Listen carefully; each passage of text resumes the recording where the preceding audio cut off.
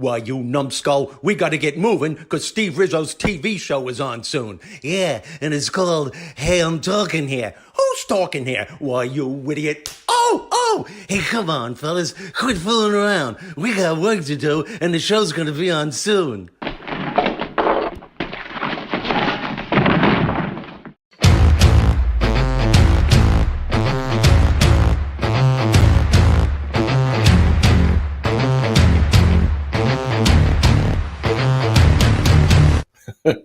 Hey, come on, fellas. Quit fooling around. Hello, folks. Hello, everyone. I am Steve Rizzo, and you are listening to and watching Hey, I'm Talking Here. This is a show about empowerment, an entertaining show, actually. And this is also a show that will take you to a better place personally and professionally. And here's a toast to the show. We've been doing this for, I don't know how many episodes we have, but a toast to the show. And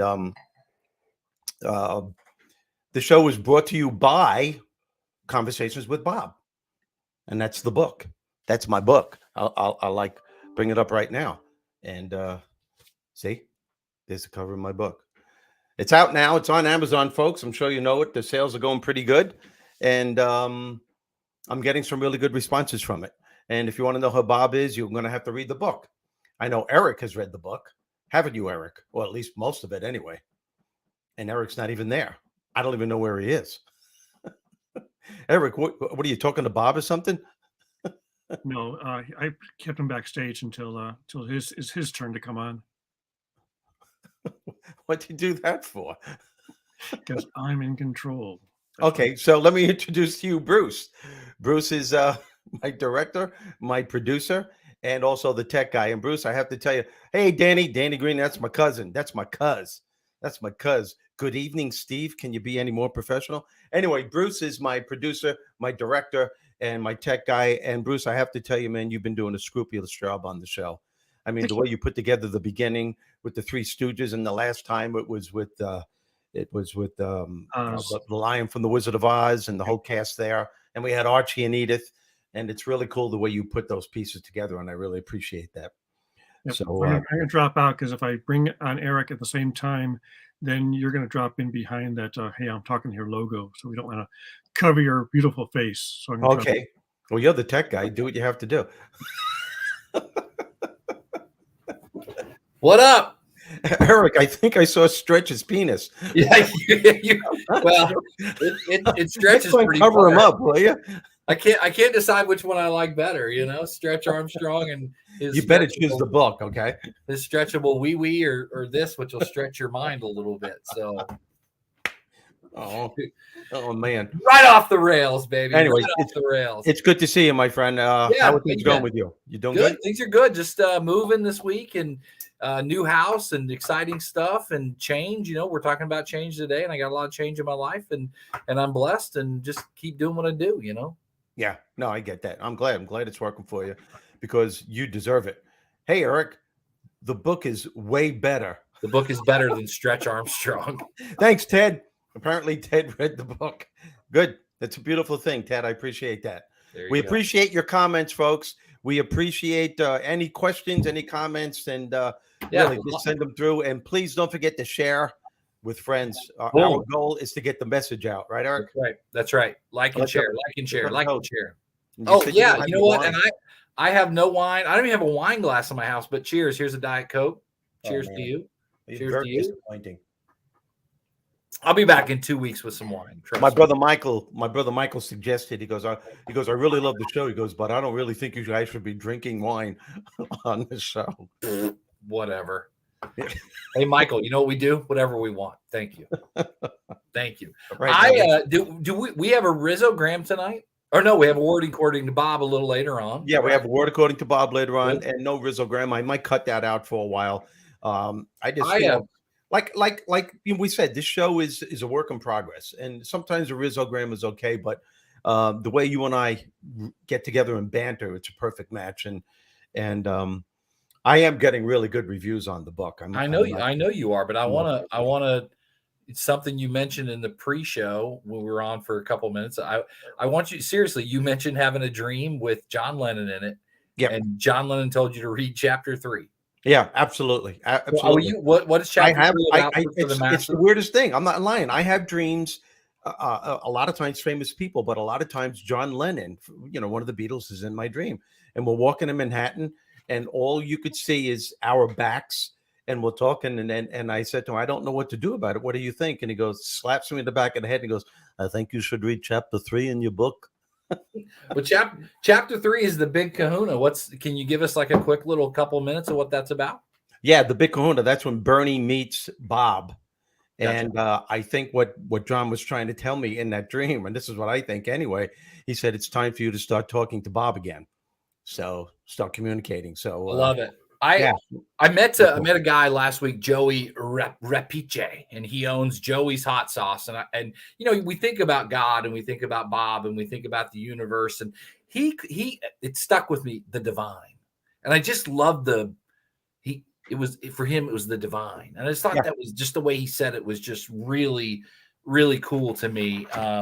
It stuck with me. In fact, like I wrote it down. The other thing he said, just to throw it out there, but he said the balance of simplicity is the beginning of greatness. And I wrote it down next to the divine. And I just absolutely, that's pretty cool. The balance of simplicity is the beginning of greatness. But shout out to Joey Repice.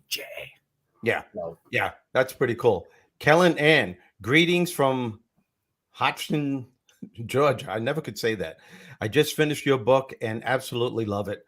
Look for an Amazon review next week. Kellen Ann, I love you. Thank you so much. I appreciate that. I kind of liked it my own self. But today's topic is about change.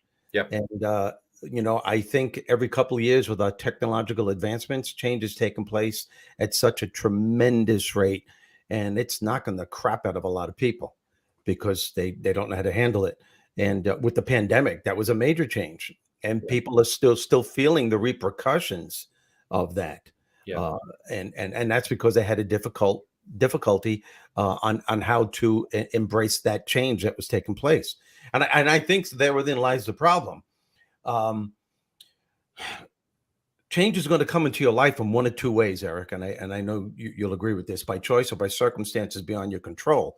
Yeah. But in my view, either way, no matter how it comes in, you have to do more than just accept change. Yeah.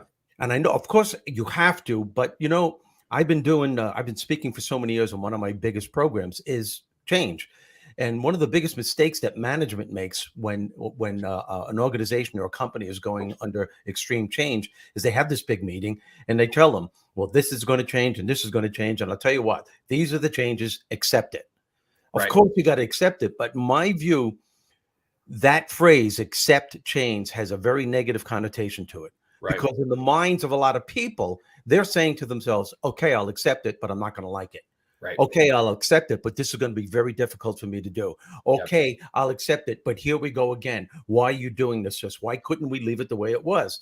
And when you create a mindset like that, and those thoughts are going rampant in your mind like that, it's not conducive to being creative or productive or with dealing with that change. So what I suggest when I give my programs, and like I'm suggesting now, is you really have to learn how to embrace the change. Yeah. And this is what I mean when I say embrace change.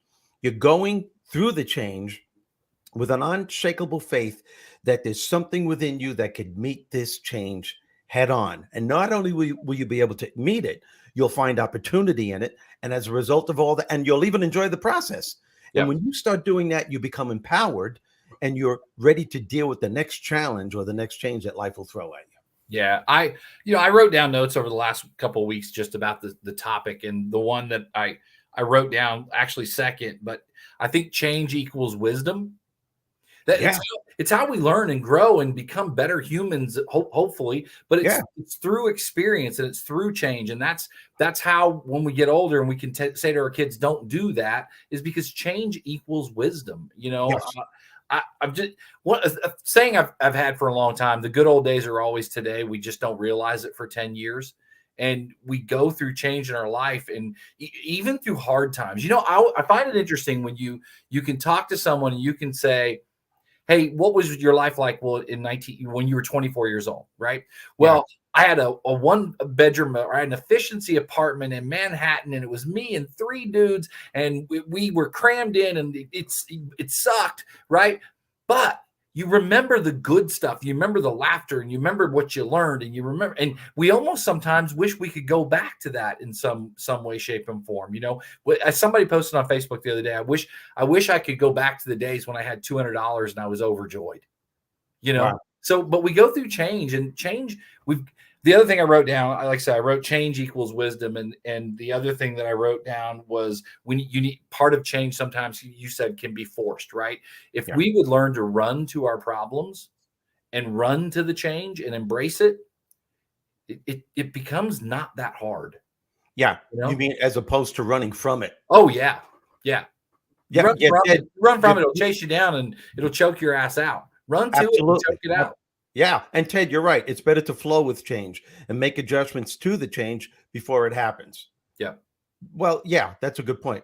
I like pizza. Tim, that's why I pay for the internet. I don't know where the hell that came from. That's why I pay for the pizza guy. Yeah. Hey, why don't you tell people, wait, Mr. Owl, how many licks does it take to get to the center of a Tootsie Pop? Yeah, there's no telling, right? With that, there's no telling. Like I said, I wrote down a lot of notes, just random thoughts about this subject, and one of them was, if you hang out with stagnant people that don't embrace change, you will have a stagnant life. And it's just so true. We've got to be around people that look for the good and look for the better. At a previous place that I worked, my boss thought I was crazy, right? But if someone quit, I was like, yes. And he's like, you are crazy. I'm like, I love turnover because it was a chance for my team to get better. And it is work, and it's a lot of work. There's Missy Lavella's here. It's a lot of work that goes into the process of hiring and bringing someone in and getting someone new on. But I'm just telling you, change is great, and change on your team is great because it brings new ideas and new energy, and the same old stagnant stuff just doesn't work. Well, it's because people get complacent, and I mean, look what happened during the pandemic. Yeah. I mean, that was a change that hit everybody in many different ways. But most people were coming from fear, right? Instead of focusing on, gee, what can we do to make this very challenging situation at least a little bit better? Yeah. Are you going to wallow in it and keep complaining about it? Because that's all people did. Yeah. And the more you complain about it, the more you live that type of life. Yeah. When I was speaking for when I speak for groups, it could be hundreds or thousands of people. And there's one thing that I know for certain, and my program is going to be about change. And out of the thousands that are there, I know there are going to be 3 different variables. There are going to be 3 different ways that people are looking at this change. And it's amazing. It happens every time. There are going to be those in that audience that are going to look at the change. They're going to embrace it. And they're going to say, this is the way it is. Mm-hmm. I'm going to get up. I'm going to tighten the reins. I'm going to do what needs to be done. I'm going to make a conscious choice to enjoy myself because I know when I embrace this, that I'm going to become empowered as a result, and it's going to make me a better person. Yeah. Then there are those that are going to go through it, and they're going to do what needs to be done, but they're going to complain every single time. They're the ones that'll stand around the water cooler at work going, you believe they're doing this crap to us? It's amazing. Right. And that's all they keep doing is rehashing and doing the same thing. Yeah. And then there's the last group. They won't be able to handle it at all. Right. And it made me wonder, there's 3 different ways people are taking it. What is it that separates these people when out of the thousands that are there, they all have the same job descriptions. They all get paid basically the same amount of money, but some people are able to deal with it and some people have a really tough time. Can I tell you what I think the answer to your question is? I hope you gave it because I was just about to. Go ahead.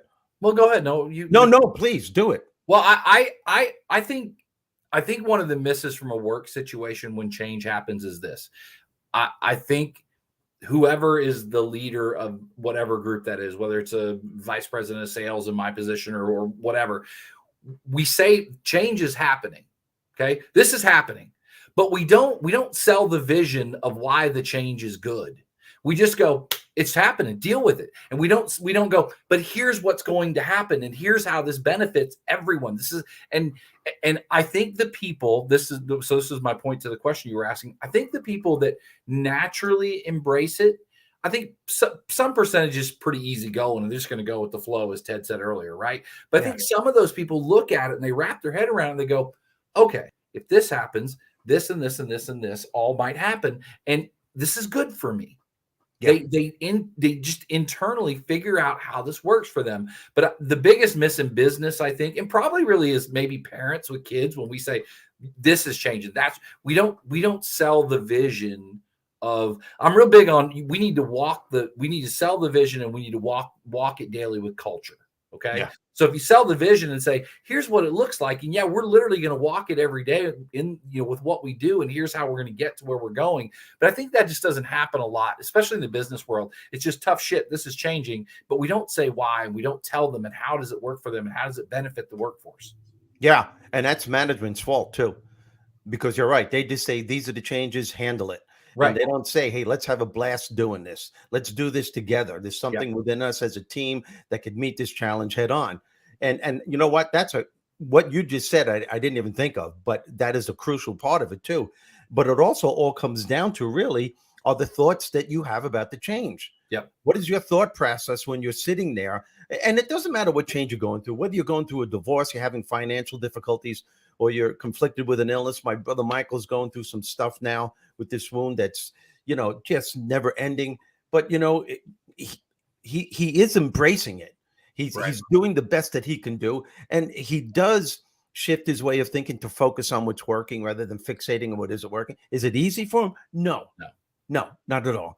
But he knows he has a choice.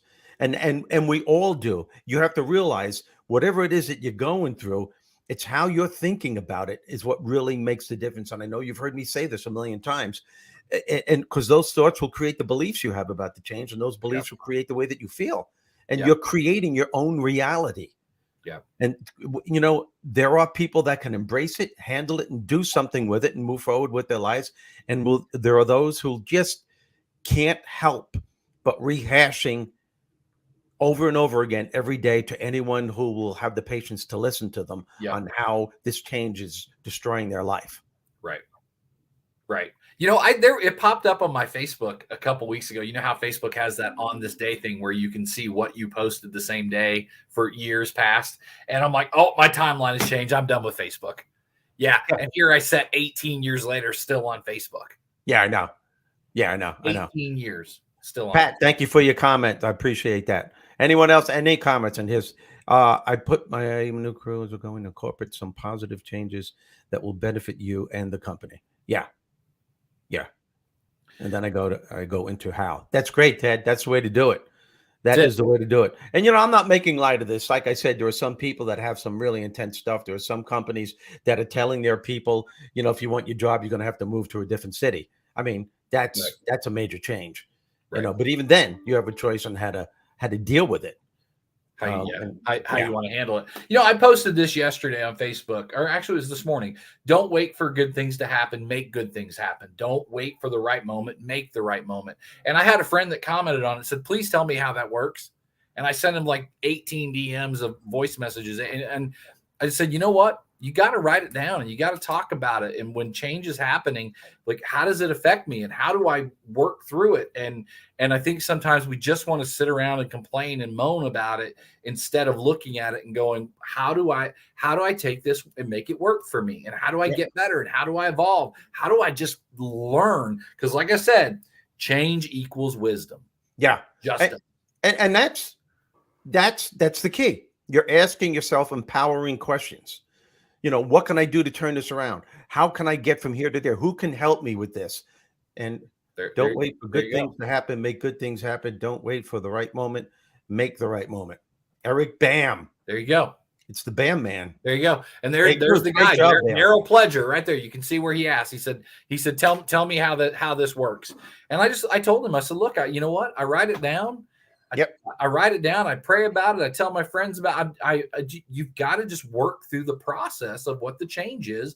And, and sometimes in that process, you work through if this is the change, right, and it becomes a flow chart, and this is the way my mind works. If this is the change, A and B is going to happen. If A happens, then I'm going to do this and this. And if B happens, then I'm going to do, and you work through it mentally so that when anything happens, you've pretty much already thought it through. Yeah. I mean, there's a big difference when you say to yourself, what can I do to turn this around? Who can I go to the help? I know there's something within me that can meet this challenge head on, as opposed to saying, here we go again. I can't believe this is happening to me. Why does everything happen to me? Why couldn't they leave it the way it was? You got to realize what you're doing to yourself. Yeah. I mean, you're creating emotional havoc, and you're making a challenging situation, which is part of the human condition, worse than what it has to be. Well, I remember when I was doing stand-up, I did it for 20 years. I was very successful, and I had this calling to do the motivational speaking thing. I didn't make that change overnight. It took me years with going back and forth with this big mouth inside my head, which is the ego. And then there was the higher part of me, which was the Bob part of me, saying, yeah, this is where your heart is. This is what you need to do. And I didn't know how to do it. But once I embraced the change and I said, this is it. I made my decision. I'm going for it. Everything started falling into place. Yeah. Serendipitous events come your way. There are no coincidences in life. When I made that choice to go from stand-up to the speaking business, as soon as I said that's what I'm doing, I felt like a ton was taken off my shoulders. Right. And all these opportunities started falling in place and coming at me. I wasn't even seeking them. They were just coming my way, making my decision easier than what it was. Yeah. So. That guy, Daryl Pledger, who I mentioned, who I sent all the DMs to today, I said, it's funny in life, thanks, Denny. Denny's on. When it's funny in life when you say, I'm going to go buy a red Corvette, right? And then you see red Corvettes everywhere. And so when you take that change and you look at it and go, all right, how can I make this work for me? And I'm going to make this work, and here's what it's going to look like. Then to your point, you start seeing opportunity everywhere. If you want to look for the bad and change, you will find all the bad. And if you want to look for great and good things and amazing things and change, you will find all that, because you will find what you're looking for. And somebody off the show 2 weeks ago, someone I was talking to said, hey, I watched the show, and the thing that you said that stuck to them the most was just talking about how we find what we're looking for in life. And part of that conversation was, they said you were spot on with the fact that when do we become adults and we stop really dreaming and writing it down and going for it, as opposed to saying, I wish. Exactly. What's that old saying our dads used to say to us? Wish in one hand and in the other, and see which one gets filled faster. And that's taking change the wrong way. Yeah. Wishes are like dreams. They'll remain dreams and wishes unless you do something about it and take that first step. And another thing you need more than anything else when it comes to, just spoke to Michael, talk about change and positive attitude. Yeah, right, Danny. It's my cousin Danny, because he's very close to my brother Mike. And I pray, to have him in my life, because he is a hero. My brother Michael is a hero. How he handles this change that's taken place is beyond me. But that leads me to what I was just about to say. A sense of humor is crucial. Yeah. I sit there with him sometimes. We just sit there and we watch TV, and I'll say something or he'll say something, and we'll just start laughing our asses off. And it ignites something, you know what I mean? It gives it replenishes your soul, your spirit. And that's one of the qualities that helps you to embrace the change, which, by the way, will lead us to the Word According to Bob video. Bobby! Let me give it an introduction. These are the 3 principles that I live by, and these are the 3 principles that in the book Bob says to Bernie that he needs to live by. 3 principles to live by, and it wraps up with how important it is to be a sense of humor. Here it is. Hit it. The Word According to Bob.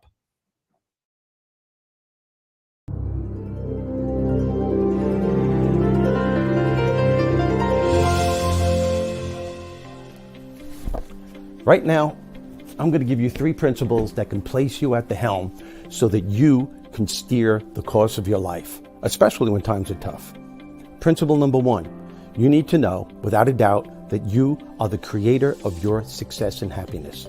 Now, what that really means is it's not what happens to you that determines how successful or how happy you're going to be. It's what you do about what happens. It's the choices that you make. It's the thoughts that you have and the words that you speak out loud that will really make the difference.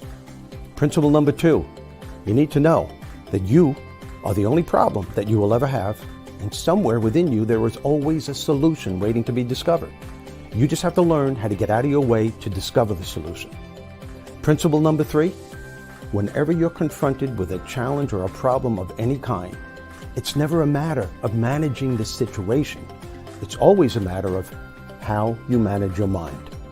Can you manage your mind and the thoughts, the beliefs, and the emotions that are keeping you from finding the solution that's waiting to be discovered? And one common sense success strategy that can help you to manage your mind 24 hours a day, 7 days a week, and 365 days a year is for you to unleash the power of your humor being on a daily basis. Every one of you has a humor being within you. As a matter of fact, I believe everyone on this planet is born with a humor being within them. Unfortunately, most people go their entire lives never knowing they have this power, let alone how to tap into it and make it work for them.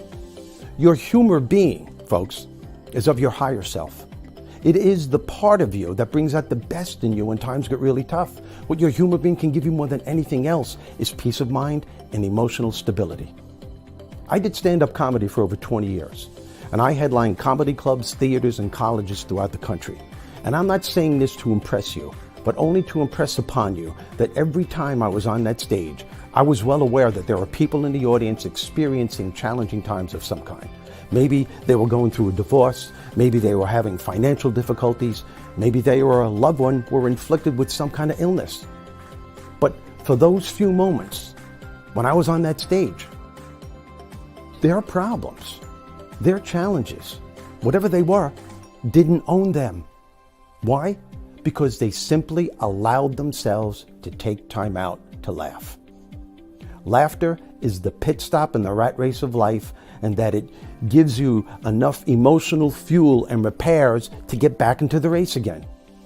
But the initiative and the proficiency by which we allow ourselves to laugh comes from what I call your humor being. Laughter is one of the greatest gifts that was ever given to us. What good is a gift if you don't open it and you don't use it? And that's the word, according to Bob.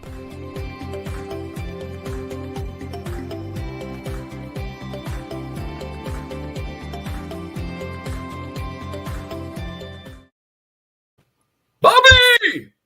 Bob is the man. Bob. I'm going to write a song. Bruce, throw up the comment from Dr. Renee Gordon. I love this is her own quote, which is really good. If you can throw that up, I love it. There it is. If you're not willing to change, no one can help you. If you are determined to change, no one can stop you. Quote, Dr. Renee Gordon. I love that. I read it, and that's spot on. Bring up the comment from Pat Lewis. Thank you, Renee. This is going to spark some conversation right here. It's not always easy for everyone. As easy as we make it sound, not everyone can follow. You make it sound easy, but we can only hope it works for us all. And I'll tell you, Pat, I don't think any of this stuff's easy. No. It is not easy. We can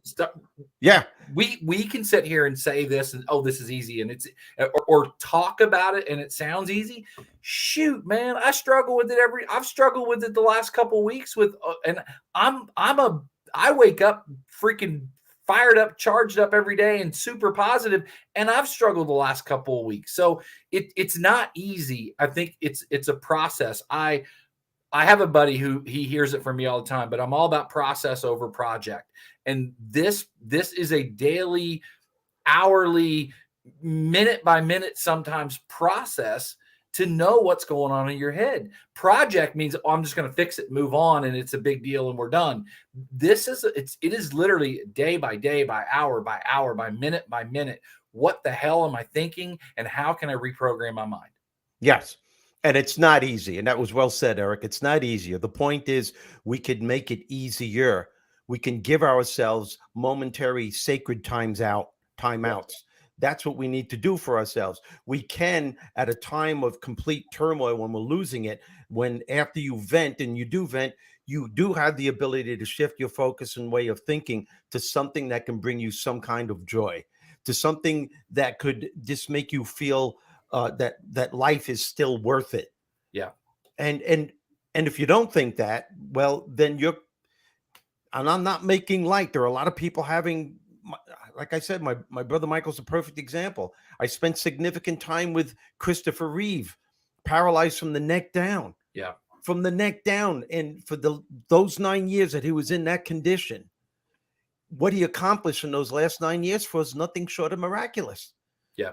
And trust me, he told me over and over that there were times when he said, he thought he didn't want to wake up in the morning. Yeah. But something made him realize that he had to keep going. And it's when he focused on what he was grateful for, his kids, his wife, and the fact that he was making a difference in other people's lives. And sometimes you have to get up and you have to have enough stamina and courage to face adversity and, excuse my language, and say, fuck you. You know what? I'm still here, and I'm going to bring out the best in me. You will not bring me down. Yeah. And I don't know if that makes sense to everyone, but that's what I know. Eric and I here, we can only give you what we know. It's not a cure-all for everyone's problems, but I think the things that we discuss can place you at the helm so that you can steer the course of your life with a little bit more ease when the storms of misfortune are pouring down on you relentlessly. Yeah. I don't know if Pat is it looks like maybe a guy. I just don't, after when I saw the comment, I don't want anyone to listen to this whole show and be like, oh, it's easy. It's not easy. And, Steve mentioned, going through, the best thing that happened to me during the pandemic was having a group called Megamind, mastermind group, great people, and help push us. And we all learned to be better, and we all learned to help each other and lift each other up, because it was crazy, stupid, weird stuff going on in the world. But if we didn't have that group, I don't think I would have been floundering out there. But a lot of people did. And, it is not easy. And we made that. There was a discussion one day in that group 6-8 months into the pandemic of, here we are rallying around each other and lifting each other up and trying to, how can we learn and how can we grow and how can we adapt during all this and be better?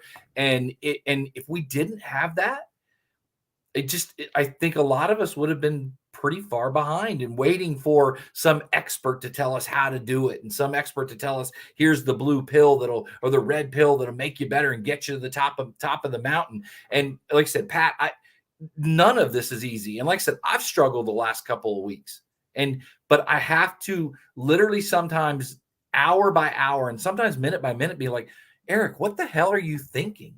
This is going to be fine tomorrow. Chill out. Get out of your freaking head. Yeah. I get it. And we all go through it. You know who doesn't go through it? Who? Stretch. Because he can stretch his imagination and comes right back, baby. Look for what you gain from change. Yeah, you do. And I'll be honest with you. I'm going to be very vulnerable. That's one of the things that I do. I'm not going to tell you what I'm going through, but I'm going through some very intense stuff at this point in my life. Major changes have taken place, and I have decisions that need to be made. I don't know what decision I'm going to make with certain things, but there are some times when I wake up in the morning and I just go, oh man. But there are strategies, and the strategies are all, and I'm not saying this to sell the book, but this is why it took me 7 years to write this book. There are strategies that we can use that are innate. We're born with them, that can lift our spirits and ignite that God part of us to do what needs to be done. And one of those things is, what can you do to help other people? Yeah. When you start helping other people, your problems just don't seem that difficult after all. What? You could talk about that for 100 hours. That I think sometimes when we get down on ourselves and we get down on what we've got going on and problems, and you know what turns that around? Freaking go volunteer and do something. Yeah. Go help somebody else, because what happens is you feel really good about yourself. And once you give to someone else, I'm a huge believer in what you give with an unselfish heart, man, God blesses you 10 times over. Yeah. You want 1,000 things to come your way. Go give one really good thing with the unselfish heart and watch God just pour into your Yeah. life. And you don't do it for that reason. It just No. happens. You do it for the sake of giving. It's an incredible feeling. Yep. It's a good feeling. It makes you feel connected, that we're all connected somehow. But everybody has shit to deal with. Yeah. Well, the Dalai Lama has shit to deal with. And Oprah Winfrey, all these people that you call movie stars and sports figures, everyone has problems and challenges. Everybody.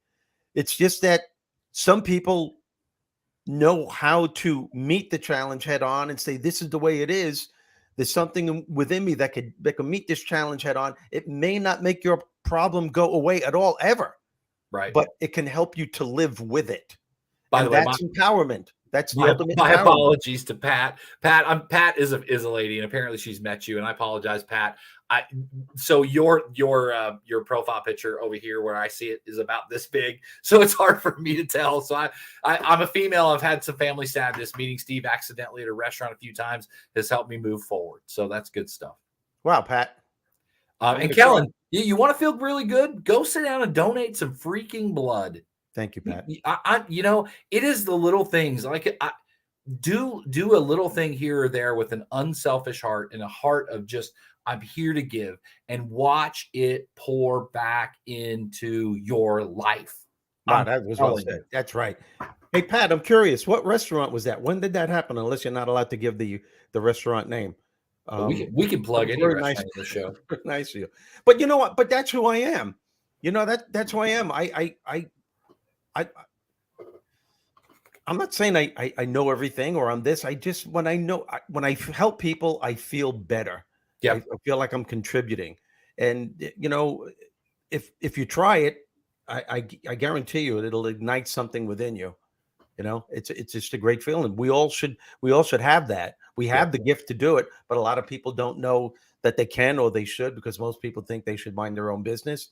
Yeah. And it doesn't have to be just family. It could be strangers. It could be, as Pat just said, apparently I helped her out at a restaurant. Francesca's there, of course. He meets everyone at Francesca. Oh my God. Oh, Pat, of course. Wow. Monday night. I'll tell you, you want to do something and make somebody feel good and what now. I live in Oklahoma, and it's a lot more driving here, but this is the most amazing thing you can do in the morning. Go in the drive-thru at McDonald's and buy the breakfast for the person behind you. Always breakfast, because it's like a $4 ticket, right? They're getting a breakfast burrito or sausage biscuit and a coffee, right? It's $4, $5. Buy for the person behind you and just watch in your rearview mirror, and they're like, like they lose their mind over the fact that you paid $4 and bought them breakfast. Yeah, I do that at Starbucks, and I'll tell you what else.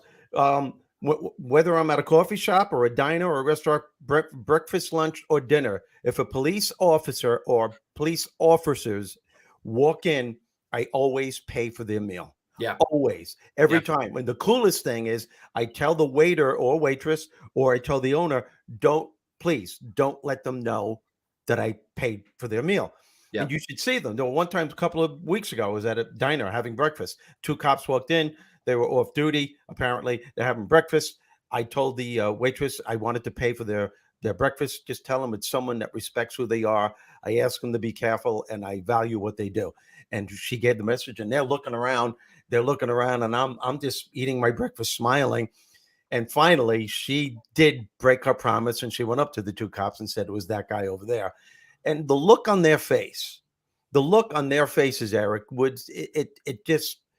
it told the whole story. Right. And the first question was, why did you do this? And I told them why. And I saw the emotion and the handshake. And the one guy said, get up. And he gave me a big hug. If nothing else, just smile at someone. Yeah, smile at someone. Speaking of 2 cops walk into a bar, there's Michelle Jesse Vincent.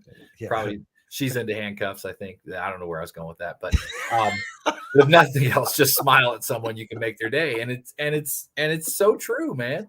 Yeah, so true. Hey, I was going to ask you a question. Who was the first girl you kissed? Are you starting with these stupid out of nowhere questions? You mean kissed? Like tongue kissed, French kissed, not like look the kiss. Like French. I was in full on French kissed. Pushed her against the wall. I was in 6th grade. Whoa, Pip. Yeah. Yeah, I was in 6th grade. We were playing Spin the Bottle. All right. And I'm not going to say her last name, but her first name was Debbie. Yeah. Well, she's the one that did the tongue thing. Whoa. You were like, what is that? I said, I want to spin this bottle again. You're like, I want to keep playing this. Let's spin it again. Good stuff. That's my son. I usually like people lap dances. Yep, that's my son. That's your kid right there. That's your kid right there. Oh my God, Dan Green and my cousin. Oh, it's good. Whole family's on, man. Yeah, well, that's great. Let's all know the first girl you kissed. That's pretty funny. Let's any more comments that you held back on there, Bruce? Because I don't like to let people go. Whoa. Very well said. We all go through tough times. The question is, do we dwell on it for days, weeks, months, or years? Or do we take a moment to stop, see the task ahead, and find a solution? Even if it requires asking others for help, which is very important, to move to the more positive, stable ground faster. Being disabled, which he is, and all I've went through has taught me to take a stop for a moment and see the task ahead. If I can't find a solution, reach out for advice. You know what? The thing in that was great, Ted. Yeah, the thing that he said I loved is we look at asking for help as a weakness, right? And I'll tell you, the older I get, the more I realize, like, me asking for help is such a strength, because I can't do everything myself. I don't know everything. And you know what? And people love to help people that ask for help. Well, people ask me, what's the key to your success? And the number one answer is, I was never afraid to ask anybody for help. Oh shit. That was me. Oh yeah, you're the key to my success. Oh, sorry. You're welcome. Michelle Jesse Vincent said, best game ever, spin the bottle. She is that why she sends me bottle pics all the time? Best game ever.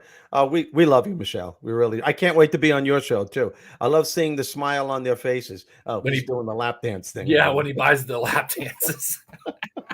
This thing's going off the rails now. I think it may be time as it should. As it should. Always live, love, learn, and help one another.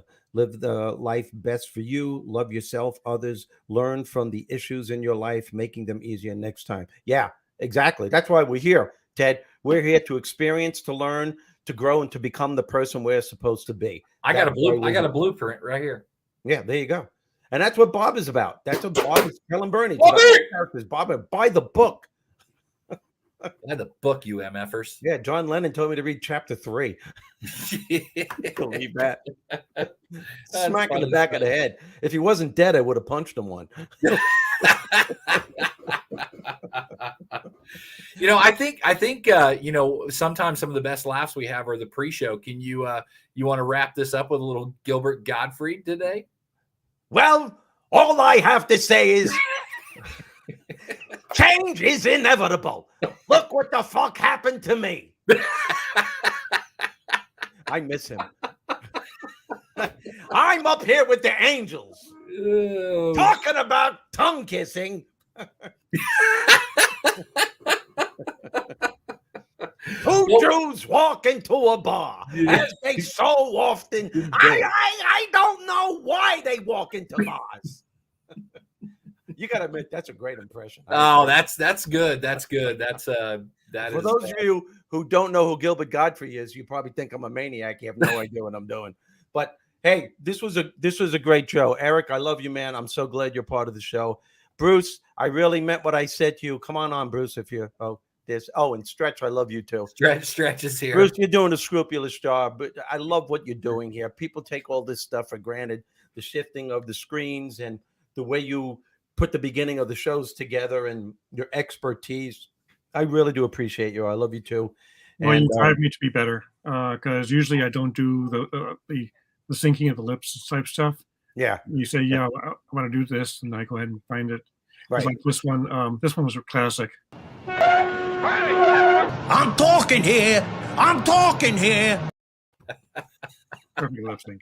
Hey, by the way, your boy Denny Page said, "Call. We can discuss what's going on with you like the good old days." And I can tell you what that is. He's dealing with some sex change stuff, and he doesn't want to talk about it. But And I have to. That's funny. Don't let everyone know that though. And that's the challenge I've been having. Yeah, right. Denny, I just have to. I'm going to make an apology to her. I am so sorry. I am so sorry. I haven't called you. I will. I know. I know. You know. You heard me say I will, but I will. I'm making a public apology in front of everyone.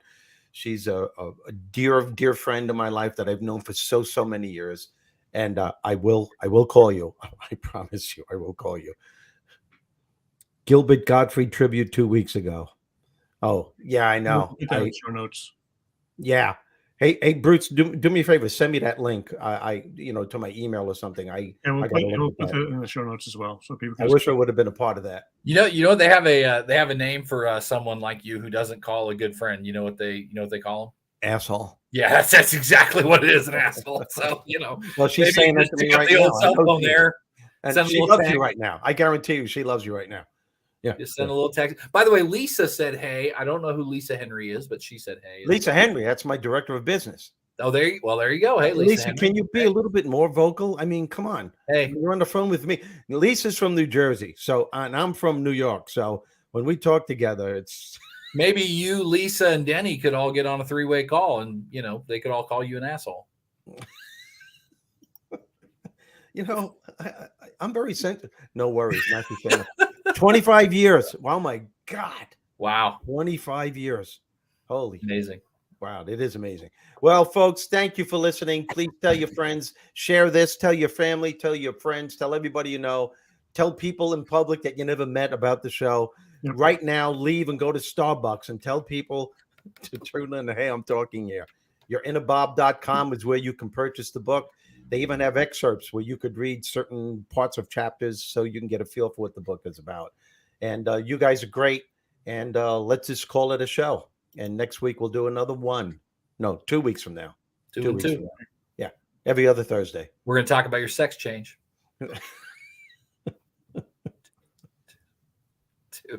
two.